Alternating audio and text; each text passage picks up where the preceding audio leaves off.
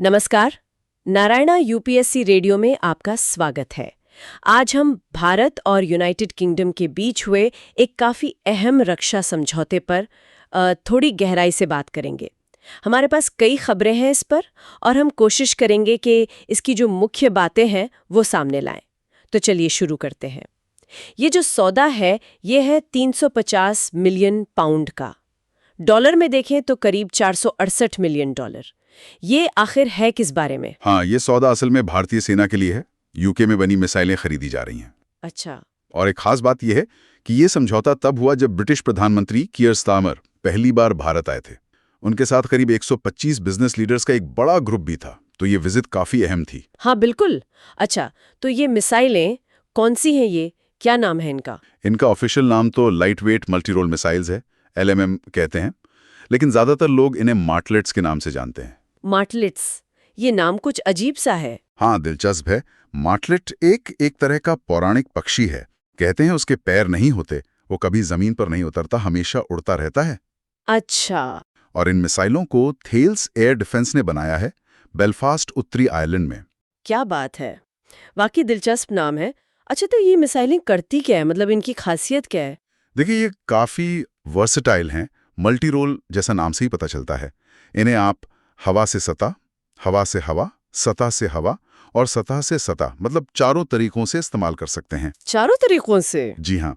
और वजन में बहुत हल्की हैं, सिर्फ 13 किलो। सिर्फ 13 किलो? हाँ, तो सैनिक इसे आसानी से कंधे पर रखकर भी लॉन्च कर सकता है। स्पीड भी अच्छी खासी है, 1.5 मैक, यानी आवाज की रफ्तार से 1.5 गुना तेज।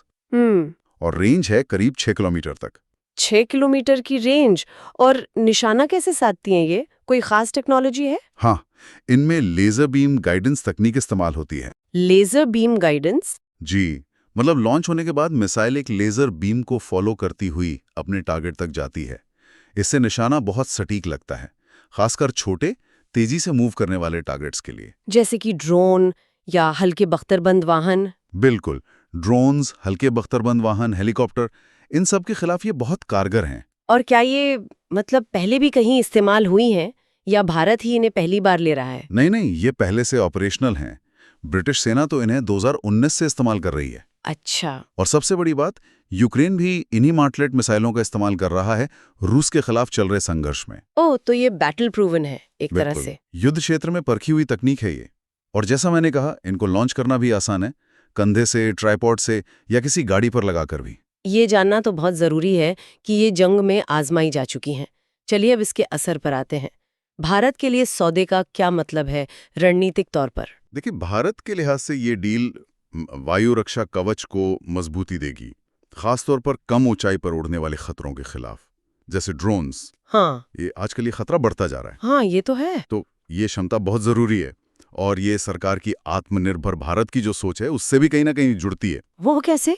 ये तो यूके से खरीदी जा रही हैं। हाँ, अभी तो खरीदी जा रही हैं, लेकिन ये तात्कालिक जरूरतें पूरी करेंगी और भविष्य में शायद ऐसी टेक्नोलॉजी के भारत में विकास या उत्पादन का रास्ता भी खुल सकता है।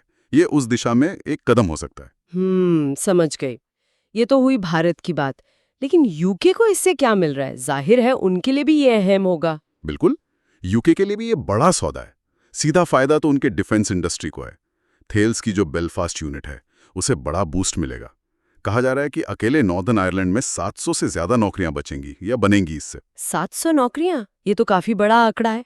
जी, उनके रक्षा सचिव जॉन हील ने भी कहा कि ये यूके के व्यापार और नौकरियों के लिए अच्छी खबर है।